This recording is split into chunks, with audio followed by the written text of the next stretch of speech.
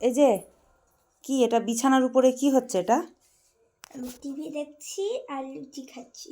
এই জন্য বিছানার উপরে কে খায়? কে খায় বিছানাতে? আর কিছু নিবি না, শুধু মিষ্টি দিয়ে খাবি? এটা কোনো খাবার হলো? এখানে আলু আছে। কি এটা আলু? কে করে দিল? না, না, তোর মা তো করে দেয়নি। কোথায় পেলি? আমি নিজে করেছি।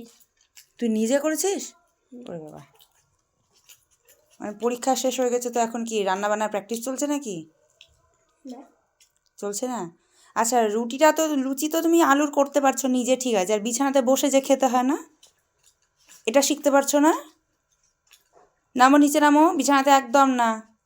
বিছানায় খেলে কি হয় জানো? কি হয় বলো? তো বললা, বলো কি হয়? কি হয় বিছানায় খেলে?